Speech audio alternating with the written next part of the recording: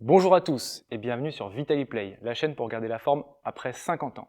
Alors je m'appelle Guillaume, je suis kinésithérapeute du sport et aujourd'hui nous allons apprendre à faire une belle fente avec un bon placement. J'espère que vous êtes prêts.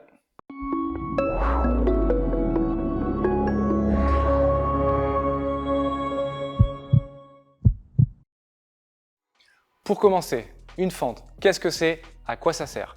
Alors ce mouvement permet de travailler les muscles à l'avant des cuisses, à l'arrière des cuisses, les muscles fessiers des deux côtés, mais aussi le gainage du bassin et du tronc. C'est donc un exercice très complet et très intéressant à pratiquer. Comment bien se placer pour faire une fente? Nous allons voir ensemble 5 points essentiels. Le premier point essentiel est la distance entre les deux jambes. Le plus simple est de réaliser un pas arrière, plutôt naturel, pas trop loin, pas trop près, et en descendant de voir que la distance entre mon genou avant et mon talon est à peu près d'une main. Ça c'est pour la distance entre les deux jambes. Deuxième point, lorsque je descends, mon genou avant doit former un angle de 90 degrés à peu près et mon genou arrière s'orienter vers le sol. Troisième point, le poids doit être bien réparti entre ma jambe avant et ma jambe arrière. Je ne dois pas avoir tout le poids sur l'avant, sous peine de mettre trop de contraintes sur le genou avant et donc de créer des douleurs sur ce genou. Quatrième point, le tronc, le bassin bien gainé, je regarde en face, je serre le ventre et je descends bien droit. Cinquième point, positionnez bien votre pied arrière sur l'orteil et non sur le côté comme ceci.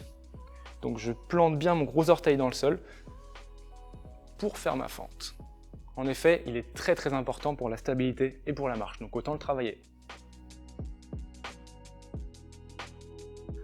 Comment bien respirer en faisant une fente? Alors, je prends ma position. Donc, j'inspire en descendant, comme ceci. Et en poussant dans les deux jambes simultanément le tronc droit, j'expire. J'inspire en descendant. Et j'expire en poussant. Comment augmenter sa stabilité? Tout simplement en ayant un appui à proximité. Donc je prends ma position de fente, comme tout à l'heure, et je garde une main sur une chaise à proximité pour descendre et pour remonter. Cela n'empêche pas de faire des exercices quand même difficiles. Je peux aussi écarter un peu plus en largeur mes jambes. Donc j'écarte comme ceci, puis je mets une jambe devant l'autre, et la largeur fait que ma stabilité accroît. Pareil, je descends et je remonte. Nous allons voir maintenant ensemble 4 variantes pour modifier le mouvement et augmenter la difficulté du mouvement. La première, faire varier l'amplitude de la fente. Plus je descends bas, plus le mouvement est difficile. Donc si c'est un peu difficile, on peut aussi descendre un petit peu moins bas. L'amplitude, je descends jusqu'en bas et je remonte. Deuxième variante, je peux modifier le tempo, le rythme de ma fente. Alors je garde ma position, je peux descendre tout doucement, toujours en gardant la bonne respiration. J'inspire en descendant, je freine tout doucement ma fente. Je peux même aller bloquer en bas. Donc là, on sent bien les muscles qui travaillent beaucoup au niveau des cuisses. Et je repousse. Je freine la descente, tranquillement. Je bloque. Et je remonte. Donc là, on a fait varier le rythme du mouvement.